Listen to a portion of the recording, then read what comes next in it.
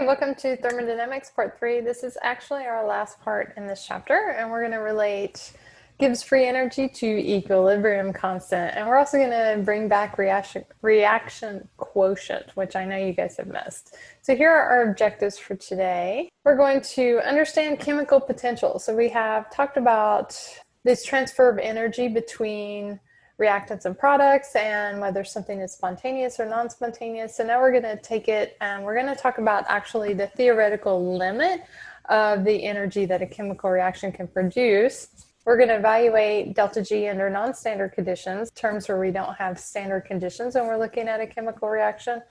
We're going to relate delta G and K, which is our equilibrium constant. And then we're also going to talk briefly about what happens when you do some graphical analysis. Oftentimes in the lab, some equilibrium reactions will graph that data, and that's going to allow us to determine the heat of the reaction as well as the entropy of the reaction. And there's some handy equations to have that will allow you to relate those things. So before we start, we'll just do a little bit of review. All right, so remember we are talking about our three thermodynamic values now. We have delta G, which is Gibbs free energy, and delta G relates the enthalpy of the system to the entropy of the system. And we're going to be looking at systems and where temperature is going to be a factor here. So temperature is going to weight the value of entropy on that system. Forgot my S there. Okay, so let's look at some reactions. Let's look at dinitrogen monoxide gas going to nitrogen gas, so it's decomposing here into oxygen gas.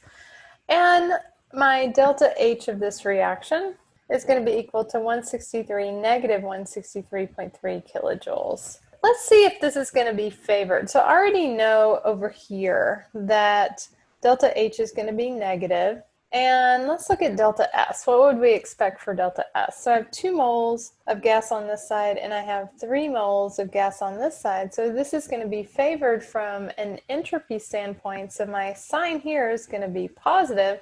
So it's favored from an enthalpy standpoint, favored from an entropy standpoint.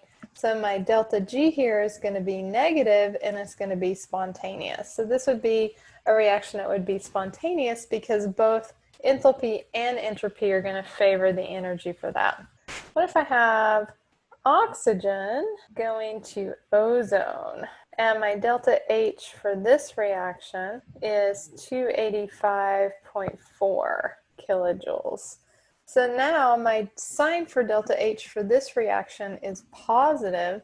So this is unfavored from an enthalpy standpoint. And if I look at an entropy standpoint, I have 3 moles of gas on this side, 2 moles of gas on this side. So that's going to make my entropy also is going to unfavor. So that's going to be a negative. So remember, these signs are opposite when they favor and opposite when they unfavor. So that means that my spontaneity, if this is positive and this is a negative of a negative is going to make that positive. So this is going to be positive at all temperatures and it's going to be non-spontaneous. If I have an endothermic reaction and I'm unfavored from an entropy standpoint, I'm always going to be non-spontaneous. It doesn't matter what the temperature is. If I'm exothermic and I'm favoring the entropy, then it's going to be spontaneous at all temperatures. Where temperature really comes into play is when you have differing signs. So for instance, here my delta H of this reaction is negative 601 kilojoules. So my delta H here is negative, meaning it's going to be favored. But if I look at my entropy, I'm going from a liquid to a solid. So that's going to be unfavored from an entropy standpoint, so it's also going to be negative.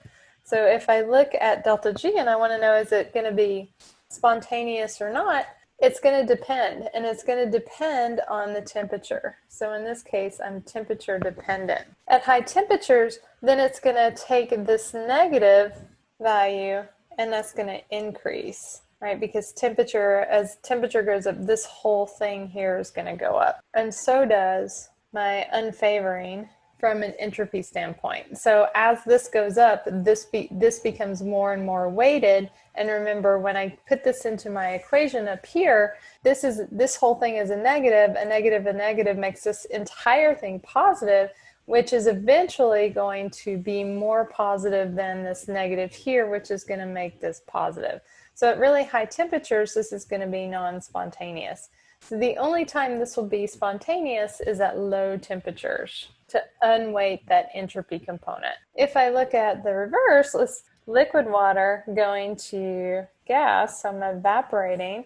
We know that this is going to be an endothermic reaction. This is my values here. And I'm going from a liquid to a gas, so my delta S value is going to be favored. So this is going to be a positive. My delta H is also a positive. And now it's still going to be temperature dependent on whether it's going to be spontaneous or not. But unlike up here at high temperatures, my T delta S value is going to increase. So more negative, because this is positive and this whole thing when I put it in becomes negative. So it's more negative. So it's going to eventually outweigh the unfavoring of the enthalpy here and make it spontaneous. So at high temperatures it's going to be spontaneous. So if they are both the same sign, I'm going to have to look at the temperature to determine if it's going to be spontaneous or non-spontaneous. And then we also talked about all the various ways that we could calculate delta G. So this table here, which is also in your equation quick sheet, kind of summarizes when things are, depending upon your sign for enthalpy and entropy, when it's going to be spontaneous. And so these are the examples we just did together. And remember, there's three ways that we can calculate delta G. One is we can use this equation, we can find the values for H and S and calculate G that way from our tabulated data. We can go to our tabulated data and just grab Gibbs free energies of formations and find it, or we can look at individual reactions and then use the delta G's for those individual reactions to add up to your delta G total. And we did these in our calculations, so I'm not going to spend any time on these here. Just to say that there are these various different ways to calculate delta G for a chemical reaction. All right, let's talk about chemical potential, the maximum amount of work that a chemical reaction can conduct. Here in this slide, what you see is my maximum work. If I look at graphite and I react that with hydrogen, I'm going to form methane gas. And this is favorable from an enthalpy standpoint. I'm releasing energy to the surroundings in the form of heat. But I can't use all of that 74.6. Some of that energy is going to be lost to the surroundings. And so if I wanted to harness this reaction and use it to do chemical work, I wouldn't be able to get the whole 74.6 kilojoules. And so that's what chemical potential is. It's like it's going to be different for each reaction, and it's not something that you need to calculate, and it's not something that you need to predict. It's just a concept to be aware of, that the maximum amount of work, which is your Gibbs free energy, is going to take into account some heat that's going to be lost to the surroundings. And so your chemical potential is always going to be less than the heat that you're generating in an exothermic reaction. All systems will move to a state of lower potential energy, and so if something is going to be spontaneous, it's going to be moving to a system that has a lower potential energy than where you started from. So this 50.5, this maximum work here, this chemical potential, is also called the theoretical limit for this reaction. And most reactions will never reach their theoretical limit. They're going to be less efficient than that. And so reactions that achieve this theoretical limit are called reversible reactions. They happen very slowly, and the free energy, the delta G, is drawn out in really small increments. All real reactions that are going to happen don't achieve this theoretical limit, and so they are what we call irreversible. So reversible reaction would be something that you were right on that theoretical limit, and so the reaction would go in one direction or it could go in the other sort of spontaneously. And so at that theoretical limit you could have this reversible reaction. But real reactions are irreversible, meaning that they can only go spontaneously in one direction. And so that's kind of how we think about reactions, and it's because you're never going to be able to reach this maximum theoretical limit. We're always going to be operating at something that's going to be less than that chemical potential. All right, let's talk about non-standard conditions. So remember, we had standard state conditions, and standard state conditions dealt with if I had a gas, that would be 1 atmosphere of pressure. If I had a solution, that would be 1 molarity of my solution. All my products would be in their normal pure states. So what happens if I have non-standard conditions? Now your free energy is not going to equal your standard free energy. And so we have another equation that allows us to relate our free energy to our standard state free energy in terms of Q, which is our reaction quotient, and K, which is our equilibrium constant. So the reason that this is important is because the majority of the chemical reactions that happen are going to be under non-standard conditions. And so we can't just pluck a delta G value, calculate it, and apply it to our chemical reaction if we're not under standard conditions. So the first thing is I'm going to find what that delta G would be under ideal conditions, and then I'm going to find which direction my reaction is actually going. And I'm going to use that by looking at Q, which remember is my reaction quotient. And we've used it a couple of times now. So Q, if I do QP, that means I'm looking at a gas, and QC, that means I have a solution, and it's in concentrations of molarity. So if I have something that's other than 1 molarity, I'm going to find Q, then plug it into here. Or I could look at K, and that looks like this. They look very similar, where K now is my equilibrium constant. A couple of things. At equilibrium, delta G is going to be equal to 0 at equilibrium. This is my non-standard delta G. So at equilibrium, this equation comes down, and it's now this equation, which allows me to relate directly my standard free energy to the equilibrium constant. So if I want to relate delta G and K, okay, I want to relate free energy and equilibrium constant. So if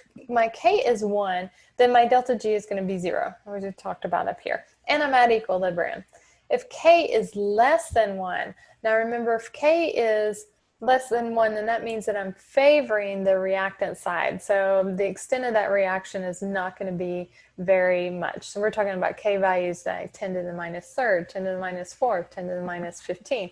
Right? These are going to be really small. Then G is going to be positive. That means it's going to be spontaneous only in the reverse direction. So if I have A plus B goes to C, and I have it written in this direction, this is going to be non-spontaneous this way if my K is less than 1.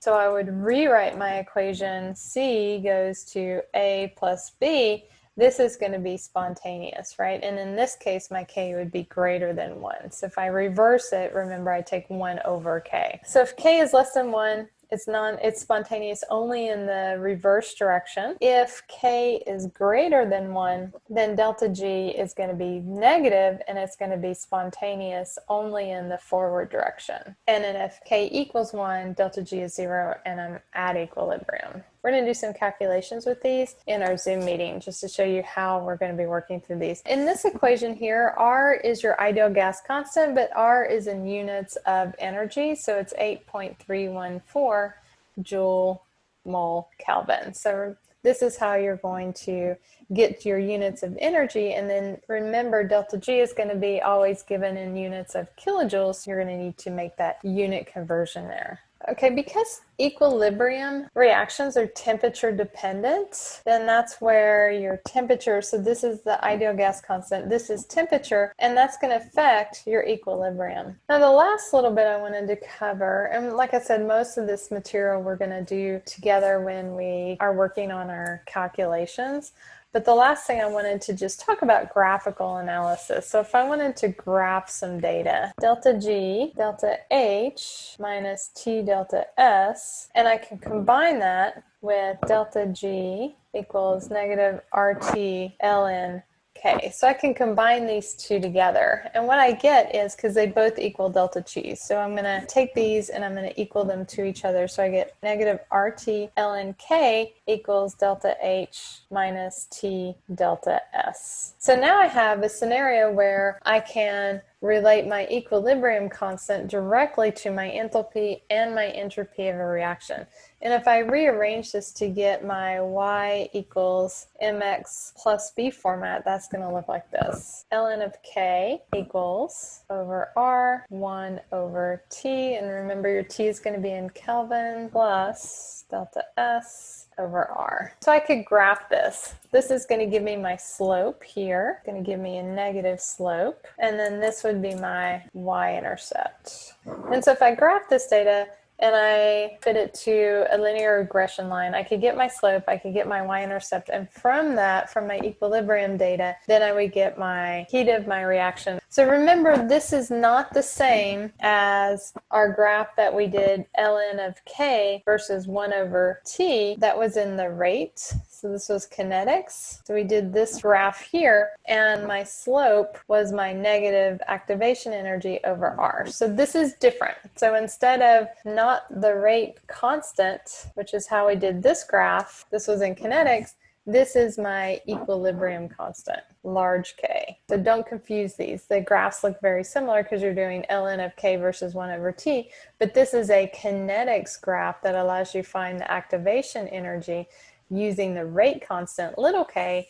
This is a thermodynamic evaluation using the equilibrium constant, not a kinetic plot. And if you just have 2 points, we could also do a 2-point, and that would look like this. ln large K, this is going to look very similar to what you've seen before, negative delta H over R, 1 over T2 minus 1 over T1. So if I only had 2 points, I could use this equation here and get my heat of my reaction. I wouldn't have to graph it. So this would be my 2-point formula. Obviously, this is always going to be better because your slope is going to give you a better representation of the data that you have that's going into this.